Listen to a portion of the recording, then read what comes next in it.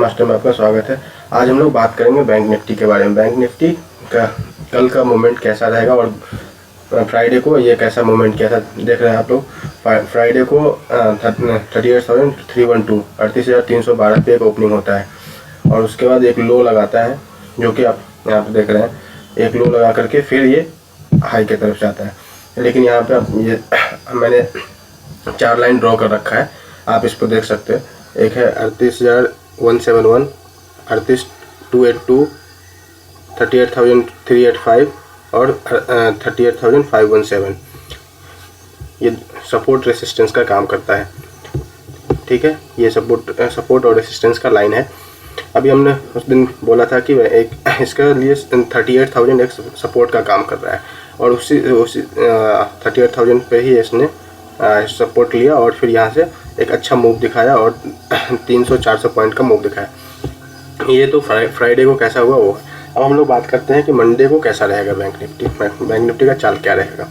अगर दोस्तों देखो, अगर मैंने ये जो 4 लाइनें ड्रॉ किया है, इसी के इर्द गिर्द बैंक निफ्टी रहेगा। अगर बैंक निफ्टी 38,385 और 38,282 इस दोनों के बीच में कहीं हो, जैसे ये जो आप देख रहे हो इसके बीच में कहीं ओपनिंग होता है तो बैंक निफ्टी यहाँ पे स्टे करेगा अगर टाइम बिताएगा। और अगर जैसे यहाँ से ये ब्रेक करता है तो हम लोग कॉल बाय करके चलेंगे, यहाँ से ब्रेक करता है तो हम लोग पुट बाय करके चलेंगे।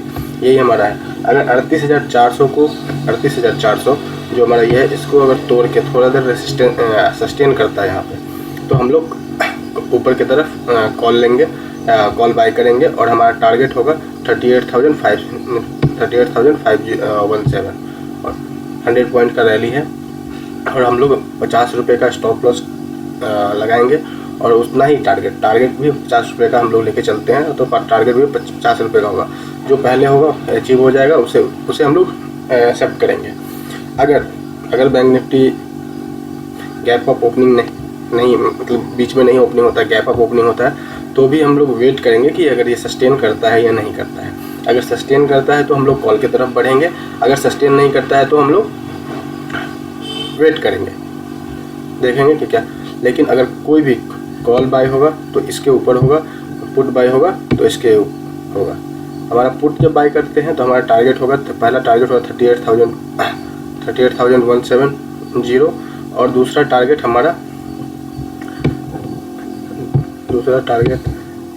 38,000 भी है हमारा दूसरा टारगेट। आप देख सकते हैं दूसरा टारगेट मैं आपको बता दूं। मैंने एक लाइन ड्रॉ कर रखा है 38,000, तो हमारा दूसरा टारगेट 38,000 भी है। और अगर बैंक निफ्टी यहाँ से 32,000 से नीचे ट्रेड करता है तो 38,000 आएगा ही आएगा, क्योंकि वैसे भी मार्केट एक अच्छा पुल बैक के बाद रिट्रेसमेंट हो रहा है मार्केट का। आप देख रहे हो कि रेड कैंडल ही बन रहा है। अगर आप डेली चार्ट पे चलोगे तो भी आप देखोगे वही है। तो इसलिए हम लोग अभी जो हमारा प्लान है इसी प्लान के तहत हम लोग मंडे को ट्रेडिंग करेंगे और मंडे का ट्रेडिंग इसी हिसाब से होगा। एक मिनट,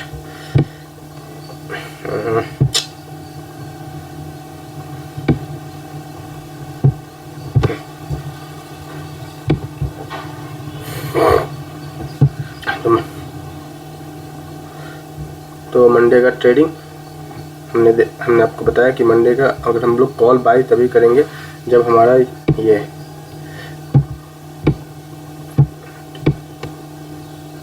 38,271 और इसके ऊपर अगर ये नीचे आता है तो हम लोग पुट बाय करेंगे। अगर इसके ऊपर सस्टेन करता है मार्केट तो हम लोग कॉल बाय करेंगे और 38,400 के ऊपर बाय करेंगे और 38,500 तक हमारा एक टारगेट होगा। अगर मार्केट 38,200 285 के नीचे अगर सस्टेन करता है तो हम लोग पुट बाय करके चलेंगे और हमारा टारगेट होगा 38,100 और 38,000। ये हमारा 2 टारगेट होगा कल के मंडे के लिए। हमारा यही सेटअप बन रहा है। अभी अब देखते हैं मंडे को कैसा रहता है। पता नहीं मंडे को मार्केट ओपन कहाँ होता है, गैप अप ओपनिंग होता है या गैप डाउन ओपनिंग होता है, या यही इस जो हमारा रेंज है 38,385 और 38,285 ये 100 पॉइंट का रेंज है, इसी के बीच में कहीं ओपनिंग होता है। अब ओपनिंग होने के बाद ये बहुत इंपॉर्टेंट होगा कि ये किधर ब्रेकआउट देता है, ऊपर की तरफ या नीचे की तरफ। अगर नीचे की तरफ ब्रेकआउट देगा तो पुट करेंगे, अगर 38,400 के ऊपर ब्रेकआउट देगा और ब्रेकआउट सस्टेन करने के बाद, जैसे अगर हम लोग अगर 5 मिनट का चार्ट लगा रखा है तो ऐसा नहीं कि वो उसी जो कैंडल ब्रेकआउट कर रहा है उस कैंडल नहीं, उसके कंफर्मेशन के लिए अगला कैंडल हमारा ग्रीन होना चाहिए, तभी हम लोग एंट्री मारेंगे, नहीं तो हमारा एंट्री नहीं बनता है। और अगर नीचे जैसे करता है तो उसमें भी एक रेड कैंडल बनना चाहिए, तभी हम लोग नीचे आएंगे। इस बीच में हमारा ट्रेड नहीं बनता है, 38,285 और 385 के बीच में हमारा ट्रेड नहीं बनता है, ठीक है। तो हम लोग वेट करेंगे ब्रेकआउट का, इधर वेट होगा। तो अब क्लियर है कि अगर मार्केट इसके बीच में होता है तो हम लोग ट्रेड तभी करेंगे जब 38,400 के ऊपर ब्रेकआउट होगा तो कॉल बाय करेंगे। अगर 38,285 के नीचे सस्टेन करता है तो हम लोग पुट बाय करेंगे, बीच में हमारा कोई ट्रेड नहीं बनता है। अब बात करते हैं अगर गैप अप ओपनिंग हो गया तो फिर हम वेट करेंगे कि 38,400 और उसका जो आप ये देख सकते हो कि जो आपका, एक मिनट, आप ये डालता हूँ। अब अगर गैप अप ओपनिंग होता है तो ये एक लेवल होगा 38,440 का, तो उसको सस्टेन कर रहा है या नहीं कर रहा है, अगर गैप अप ओपनिंग होता है तो। अगर गैप अप ओपनिंग नहीं होता है तो हमने जो बताया है, अगर क्योंकि मार्केट इसी बीच में कहीं 100 पॉइंट के रेंज में कल मार्केट ओपन होगा, तो 38,400 कॉल, 38,285 के नीचे पुट, बट सस्टेन कंफर्मेशन के बाद ही हम लोग एंट्री मारेंगे। क्योंकि दोस्तों देखिए, एंट्री आप स्टॉप लॉस और टारगेट आपका एंट्री पे डिपेंड करता है, एवरीथिंग एंट्री पे डिपेंड करता है। अगर एंट्री सही नहीं है, आप कहीं भी इंटर कर रहे हो तो आपका स्टॉप लॉस या तो हिट होगा, टारगेट भी मिल सकता है, लेकिन ज़्यादातर स्टॉप लॉस वहीं हिट। पूरा ऑप्शन बाइंग में सबसे बड़ा खेल होता है एंट्री का, इसलिए अगर मार्केट आपको एंट्री करने के लिए बोलता है तो आप एंट्री करो, कहीं भी एंट्री नहीं करना है। कहीं भी एंट्री करने से कभी कभी पैसा बनेगा, ज़्यादातर पैसा नहीं बनता है। तो आपको एंट्री पॉइंट पे ही करना है, वेट करो, क्योंकि सुबह 9 बजे से 3 बजे तक कहीं ना कहीं तो मार्केट टाइम देगा ही एंट्री करने का, इसलिए वेट करना चाहिए। अगर देखो, जैसे आप लोग अगर फ्राइडे को यहाँ हुआ, किसी ने सोचा होगा कि चलो अभी यहाँ पे हो गया, अब यहाँ से तो मार्केट और नीचे जाएगा, लेकिन क्या हुआ कि यहाँ से फिर, एक मिनट,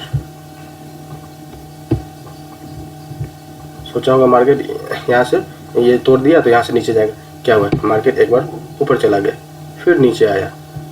हाँ, तो यहाँ पे तो आपका ट्रेड खराब हो गया।